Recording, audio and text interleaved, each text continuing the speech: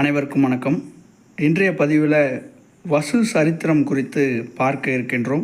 அமைப்பு முறை: ஆசிரியர் பெயர் அம்பலத்தாடும் ஐயன், பாவகை விருத்தப்பா, சமயம் வைணவம் சார்ந்த நூல், காலம் கிபி 16ஆம் நூற்றாண்டு.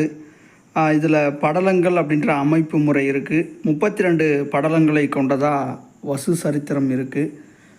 முதலாவதாக முகவுரை படலம், இரண்டாவதாக நகரப்படலம், மூன்றாவது வேந்தியல் படலம், நான்காவது வசந்த படலம், ஐந்தாவதாக தண்டலை படலம், ஆறாவது வரைகேகு படலம், ஏழாவது கிரிகை உறுப்பியல் படலம், எட்டாவது கிரிகையை கண்ணுற்ற படலம், ஒன்பதாவது யோகி செல் படலம், 10 வரைநெறி படலம், 11 விமான படலம், 12 கிரிகை உற்பவ படலம், 13 கிரிகை கருகு செல் படலம், 14 கிரிகை நீங்கு படலம், 15 அரசன் வருந்துரு படலம், 16 கிரிகை வருந்துருகு படலம், 17 பொழில் புகு படலம், 18 தடாக படலம், 19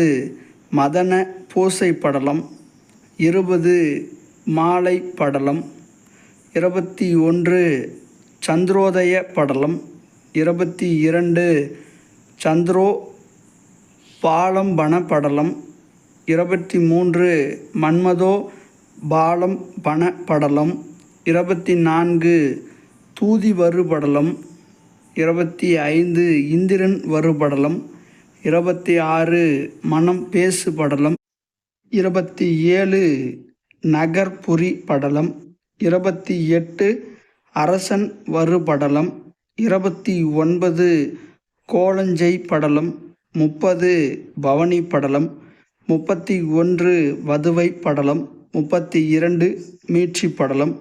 மொத்தமாக இருக்கக்கூடிய பாடலுடைய எண்ணிக்கை 1003 பாடல்களை கொண்டது. இதனுடைய மூலப்பிரதி யார் வைத்திருந்தா அப்படின்னா உவேசா அவர்களிடம் இதனுடைய மூலப்பிரதி இருந்தது. ஆசிரியருடைய குறிப்பு: இவர் பிறந்த ஊர் தொண்டை மாந்துறை.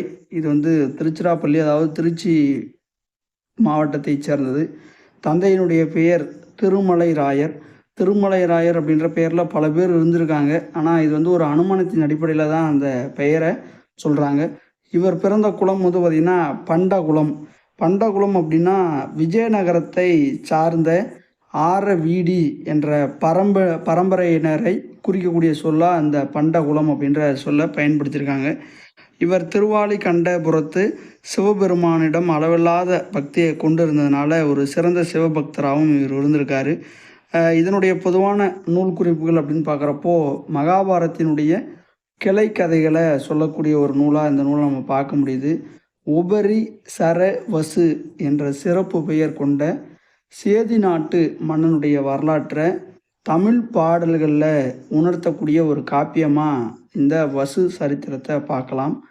மகாபாரத்தில் உள்ள ஆதி பருவத்தில் வரும் வசு பற்றிய கதையே இந்நூலுக்கு முதல் நூலாகும். அதாவது மகாபாரத கதையை முன்னோட்டமாக வச்சு தான் இந்த நூலை எழுதியிருக்காங்க அப்படின்றத நம்ம உணர்ந்துக்க முடியும். மடுவை என்ற ஊரில் வசித்த திம்ம பூபதி என்னும் வள்ளலின் வேண்டுகோளுக்கு இணங்க இந்நூல் இயற்றப்பெற்றதாக நூலாசிரியர் நூலில் பேசியிருக்காரு.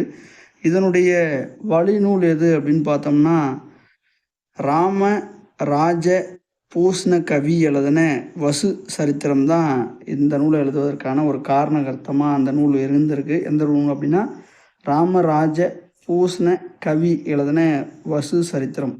அந்த நூலை பின்பற்றி தான் அந்த நூல் எழுதப்பட்டிருக்கு. கம்பர், வில்லிபுத்திரார் முதலான கவிஞர்களைப் போல இப்புலவர் பெருமானும் தம்மை ஆதரித்த திம்ம பூபதியே இந்நூலில் பல இடங்களில் பாராட்டி பேசியிருக்காரு. இந்த நூலில் ஓமை, தற்குறிப்பேற்றம், சிலேடை, யமகம் முதலான அணிகள் பல இடங்களில் பயன்படுத்தப்பட்டிருக்கு. இந்நூல் சிருங்கார வர்ணையில் தலைச்சிறந்த நூல் அப்படின்னு இந்த நூலை நம்ம சொல்ல முடியும். இந்த தகவலோட வசு சரித்திரம் குறித்த பதிவுகள் நிறைவடைகிறது. மீண்டும் அடுத்த காணொளியில் அடுத்த நூலோடு சந்திப்போம். நன்றி.